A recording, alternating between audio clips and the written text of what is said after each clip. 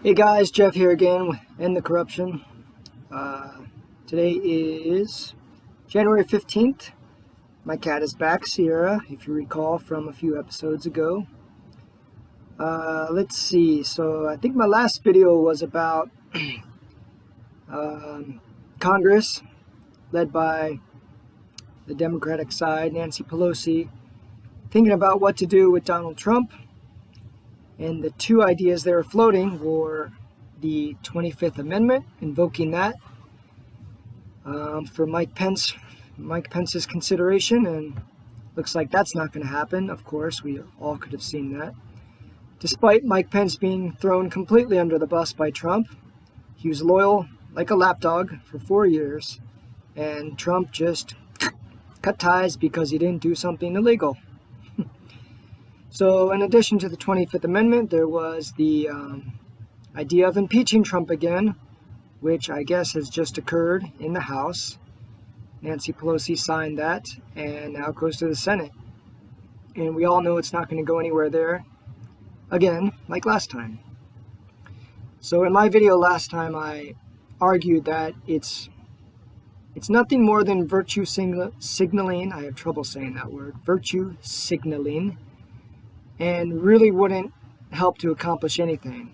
And if anything, that it would help enrage his base and probably bring forward yet another incident like we had at the Capitol on the 6th of January.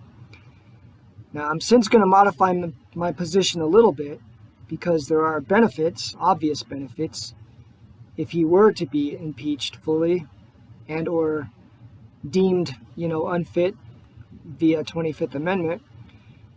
The most notable of which would be he couldn't run again in the future. And that's obviously a big goal and a positive thing. So for that reason alone, I guess I would, be for it more than I was last time. I wasn't considering that. I was just considering the effects that it might have on his supporters.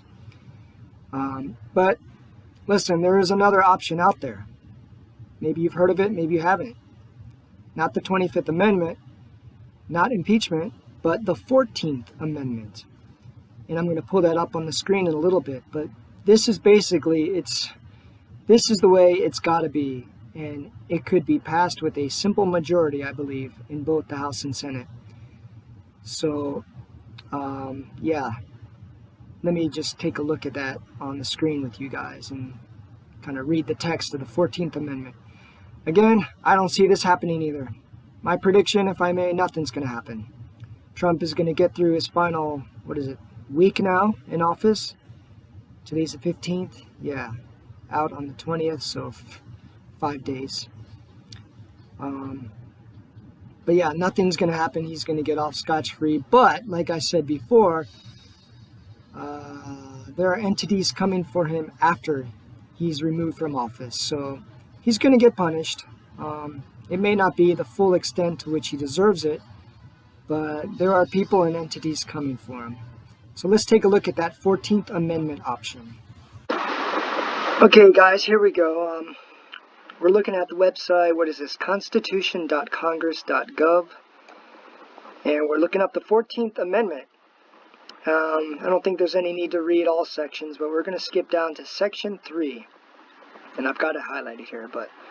So it says, no person shall be a senator or representative in Congress, or elector of president and vice president, or hold any office, civil or military, under the United States or under any state who, having previously taken an oath as a member of Congress or as an officer of the United States, or as a member of any state legislature, or as an executive or judicial officer of any state to support the Constitution of the United States, shall have engaged in insurrection or rebellion against the same, or given aid or comfort to the enemies thereof. But Congress may, by a vote of 2/3 of each House, remove such disability. Okay, so it's 2/3 of each House. I thought it might have been a simple majority, but there's the key right there. Shall have engaged in insurrection or rebellion, or given aid or comfort, which I don't think anyone who's being honest and sincere would argue that that is not what Trump was doing. So again, this is a whole nother route that they could take, which they won't, because nobody's really serious about getting, Trump punished in his last week accordingly. But the 14th Amendment of the Constitution, Section 3, specifically talks about it. So I invite you guys to check that out on your own. Again, this is probably the best of three options. Looks like they're going with impeachment. It probably won't go anywhere in the Senate. So he's going to get off in that respect. And I guess if he does, he technically can run again for president. But I don't know. I'm really not that much worried about that in the future. I think Trump has made a big mess and has scared enough people off, even on the Republican side. His continued presence is only going to act to further splinter the Republican Party, which, bring it on. That's a good thing, I think. So now us Democrats, well, us on the left, I wouldn't call myself a Democrat, but those on the left need to not go through the same splintering as we are even at the present moment. We need to come together. We need to get established, organized, so we can present a challenge to the establishment Democratic Party. That's a whole nother conversation. For now, today's video is on the 14th Amendment, and I think I'm going to include another song this video. My buddy and I made a pretty good one lately. This one's called Military Industrial Complex. So enjoy that, guys. Take care.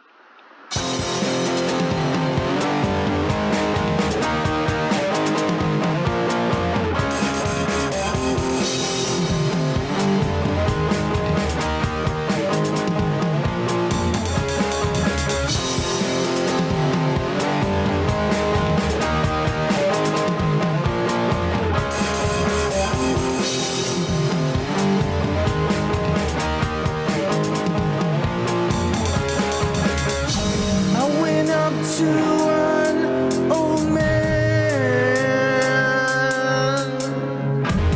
asked him where he'd been. Says he got lost in Vietnam. That's where he lost both of his arms. Came home to his parents dead. His brother and sister fled. Now he sleeps on the streets. He doesn't know what he's gonna eat. War's not the answer, my friend. I could have told you that from the beginning. War's not the answer, my friend. I could have told you that from the beginning. There's nothing worth dying for. There's nothing worth killing for. There's nothing worth dying for. There's nothing worth killing for. War's not the answer, my friend.